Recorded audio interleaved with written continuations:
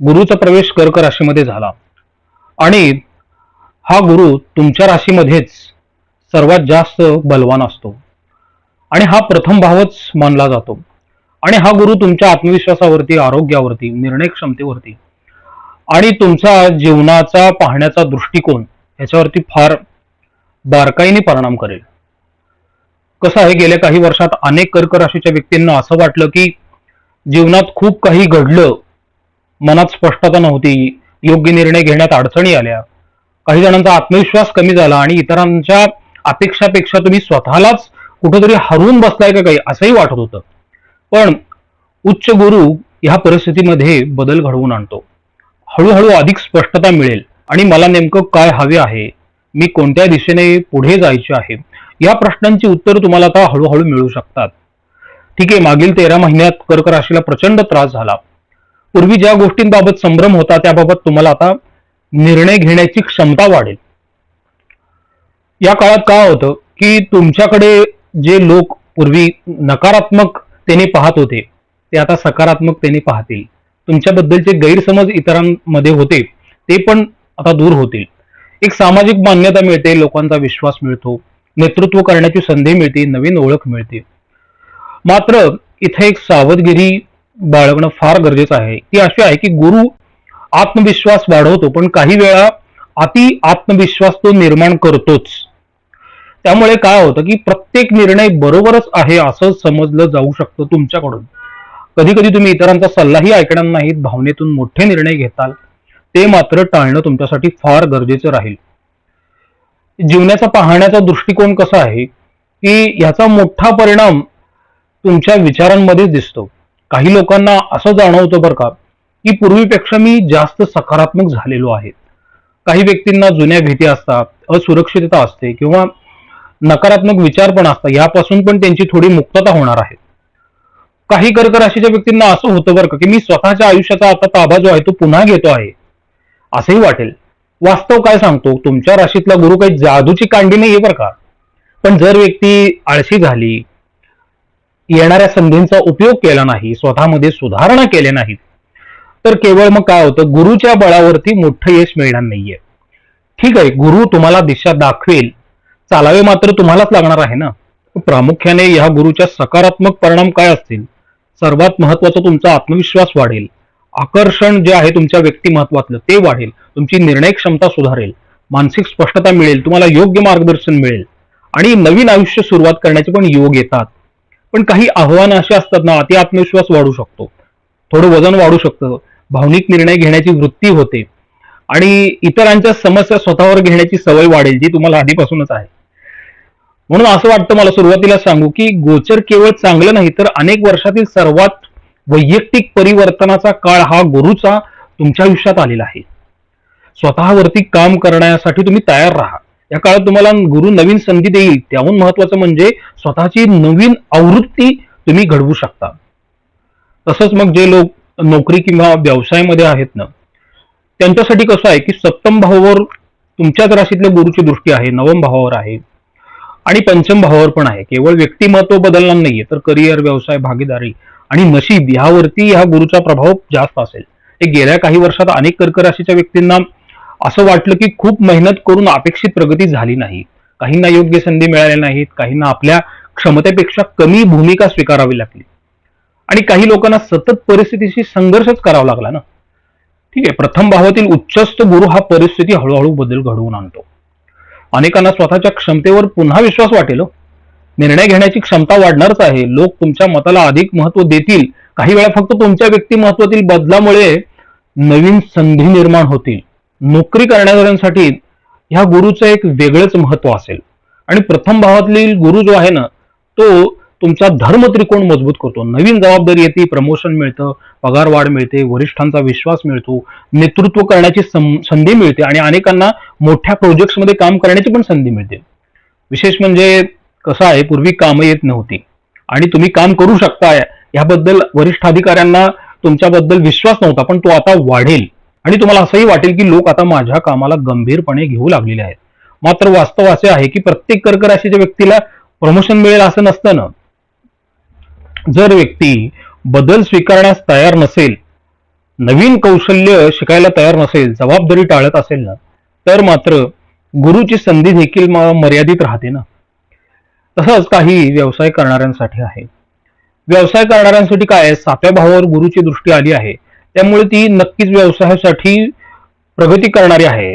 काय होतं, नवीन क्लायंट्स मिळतात, नवीन पार्टनर्स मिळतात, बाजारात विश्वास वाढते, तुमच्या व्यवसायाची प्रतिमा सुधारते आणि मोठ्या लोकांशी संपर्क वाढतो. ह्या गोष्टींमुळे काय होतं, की काही व्यावसायिकांना असं जाणवेल बरं का, की लोक त्यांच्या उत्पादनापेक्षा त्यांच्या विश्वासार्हतेमुळे त्यांच्याकडे जोडले गेलेले आहेत. त्यामुळे जुन्या ग्राहकांकडून पुन्हा काम मिळेल. काहींना नवीन करार किंवा दीर्घकालीन व्यावसायिक संधी देखील मिळू शकतात. लक्षात घ्या, कसं आहे, जे व्यावसायिक पार्टनरशिप करतात ना, त्यांनी लक्षात घ्या की पार्टनरशिपमध्ये सुधारणा होईल, जुने वाद गैरसमज ते पण मिटून जातील. पण एक महत्वाचा इशारा आहे, हा बलवान गुरु अनेक वेळा लोकांवर जास्त विश्वास ठेवायला लावतो बरं का. म्हणून काय होतं, की न तपासता कुठेही पार्टनरशिप करू नका. केवळ ओळखीच्या आधारावर आर्थिक व्यवहार अजिबात करू नका आणि कधीच तोंडी आश्वासनावरती अवलंबून राहू नका. विश्वास ठेवा, पण पडताळणी करणं तितकंच गरजेचं आहे ना. आता ह्या गुरुची 9वी दृष्टी नशिबावर आलेली आहे, भाग्यस्थानावर आलेली आहे. आणि 9व भावावर पडल्यामुळे काय होतं, तुम्हाला नशिबाची पण साथ मिळेल ना. कष्ट तर तुम्ही करतायच, याचा अर्थ असा नाही की नशीबच सर्व काही करून देईल. परंतु कसं असतं, की योग्य वेळी योग्य व्यक्ती भेटणे याला नशीब म्हणतात. अचानक संधी मिळणे याला पण नशीब म्हणतात. वरिष्ठांचं मार्गदर्शन मिळणे, अडकलेले काम पुढं सरकणे आणि मग प्रवासातून फायदा होणे, अशा घटना ह्या गुरु घडवून आणू शकतो. काही वेळावर का तुम्हाला कधी कधी मनात विचार येईल बरं का, की ही गोष्ट माझ्या अपेक्षेपेक्षा सहज झाली असंही वाटेल तुम्हाला. आणि हा गुरुचा सूक्ष्म आशीर्वाद आहे, तो तुम्हाला कधी जाणवत नाही पण तोच आहे. काही संभाव्य अडचणीत असतात बरं का, की काही सगळं काही सकारात्मकच असतं असं नाही ना. गुरु काय करतो, मी सुरुवातीलाच म्हणालो, ओव्हर कॉन्फिडन्स देईल, अवास्तव अपेक्षा वाढवेल, प्रत्येक गोष्ट काय आपल्या बाजून होईल असं नसतं ना, पण तशी भावना तो जागृत करेल. काय होतं, की काही व्यक्ती काय करतात, मग अशा वेळेस मोठं जोखीम घेतात व्यवसायात. क्षमता नसताना व्यवसायाचं जास्त डेव्हलपमेंट करतात आणि भविष्यात माझं उत्पन्न कुठेतरी जास्त वाढेल म्हणून जास्त खर्च करतात आणि मग तुम्ही नंतर अडचणीत येऊ शकतात. विशेषतः कसं आहे, व्यवसायात मी सांभाळून घेईल हा दृष्टिकोन जो आहे ना, आर्थिक दृष्ट्या धोकादायक ठरेल. त्यामुळे मला थोडंसं इथं आध्यात्मिक गोष्ट पण सांगू वाटते, की ह्या गोचरीचा गुरु जो आहे ना, हा एक महत्वाचा धडा शिकवतो. आत्मविश्वास आवश्यक आहे, पण विवेक त्याहून अधिक आवश्यक असतो. संधी मिळतील, लोकांचा विश्वास मिळेल, प्रगतीचे मार्ग उघडतील, पण योग्य निर्णय, सातत्यता आणि नम्रता ठेवली तरच संधी ज्या असतात ना, त्या दीर्घकालीन यशामध्ये रूपांतरित होतात ना. म्हणून कर्क राशीसाठी कसं आहे, हा काळ नोकरी किंवा व्यवसायाच्या वाढीच्या संधी घेऊन येईल.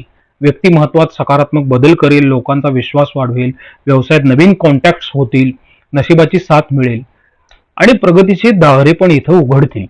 मात्र तुम्ही ओव्हर कॉन्फिडन्स ठेवू नका, चुकीच्या लोकांवर विश्वास ठेवू नका, अवास्तव आर्थिक निर्णय टाळा. कारण की गुरु काय करतो, अनेक वर्षांचा पाया मजबूत करून देत असतो. काही कर्क राशीच्या व्यक्तींना असं वाटू शकतं, की परिस्थिती बदलली नाहीये, पण मी बदललेलो आहे आणि त्यामुळेच संधी बदलू लागल्या. तसंच काही तुमचं कौटुंबिक जीवन, वैवाहिक जीवनावरती थेट सप्तम भावावर दृष्टी आहे. आणि वैदिक ज्योतिषशास्त्रात सप्तम भाव हा विवाह, जोडीदार, पार्टनरशिप, परस्पर समज, सार्वजनिक संबंध आणि जीवनातील महत्वाच्या नातेसंबंधाचा भाव मानला जातो. म्हणूनच कसं आहे, या गोचरीचा सर्वात स्पष्ट आणि महत्वाचा परिणाम असा आहे, की अनेक लोकांना त्यांच्या नातेसंबंधांमध्ये थोडे बदल जाणवतील, सकारात्मक जाणवतील. काहींना नात्यांमध्ये गैरसमज, भावनिक अंतर, अपेक्षाभंग झालेला आहे मागील 13 महिन्यात. अशी भावना पण त्यांच्या मनात सतत आहे, कुठेतरी मनामध्ये सतत गिल्ट पण वाटत राहतं आणि काही नात्यांमध्ये सतत एकाच गोष्टींवरून मतभेद होत राहतात.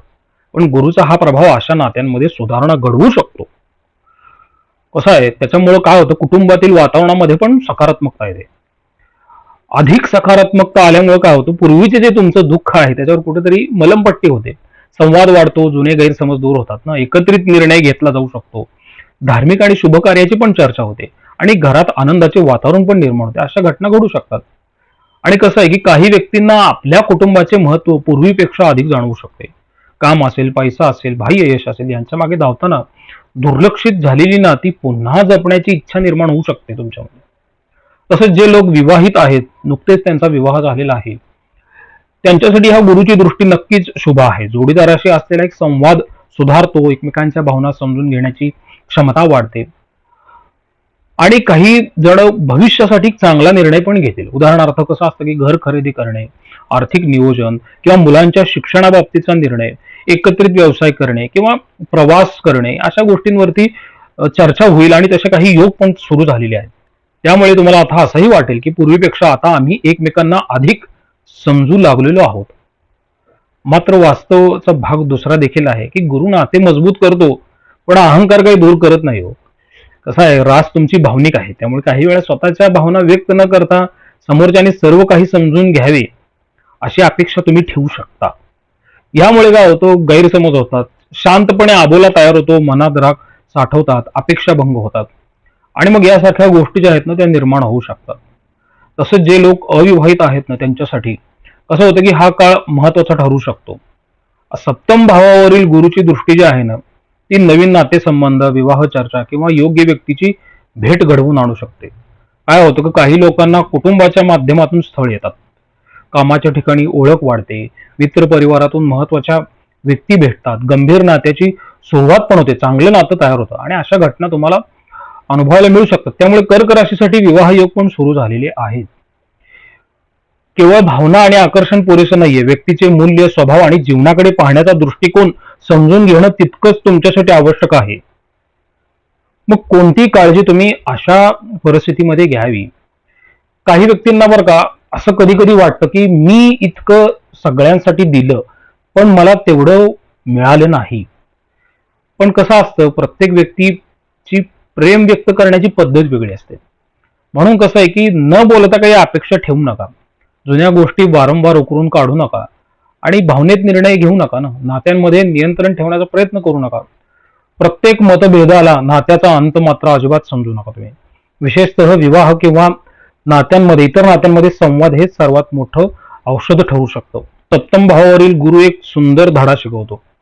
योग्य नाते ते नसते की ज्यामध्ये मतभेद नसतात, योग्य नाते ते असते की ज्यामध्ये मतभेद असूनही एकमेकांचा हात कधी सोडला जात नाही. आणि ह्या काळात अनेक कर्क राशीच्या व्यक्तींना समजू शकते की प्रेम म्हणजे केवळ भावना नाहीये, तर स्वीकार, संयम आणि परस्परांमधील आदर हेच खरं प्रेम आहे.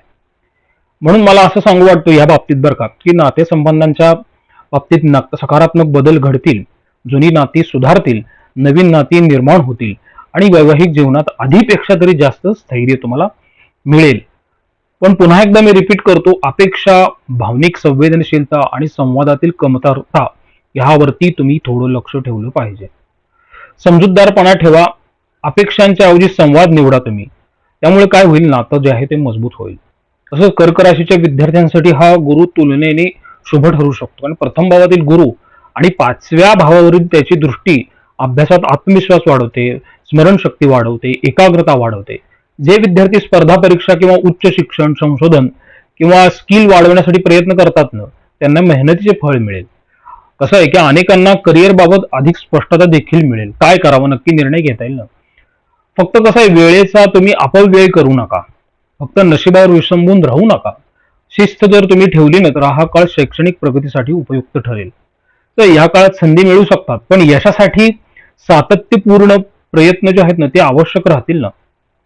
तर तुम्हाला काही जर धार्मिक उपासना करायच्या असतील ना तर लक्षात घ्या की हा गुरु अत्यंत शुभ मानला जातो आणि ईश्वरावरील विश्वास वाढवतो. अनेकांना प्रार्थना, जप, ध्यान किंवा धार्मिक वाचनातून नक्कीच शांतता मिळेल. या काळात काही विशेष उपासना ज्या आहेत ना तुम्हाला लाभदायक ठरू शकतात. जसे की विष्णू सहस्त्रनामाचे नियमित पठण करणे, शक्य असल्यास तुम्हाला गुरुवारचा उपास करणे, दत्तात्रयांची उपासना करणे किंवा पिवळ्या वस्तूंचे दान करणे किंवा गरजूंना अन्नदान करणे किंवा सेवा कार्य करणे. विशेषतः तुम्ही गुरुवारी मंदिरामध्ये दत्ताचं दर्शन घ्यायला जावं.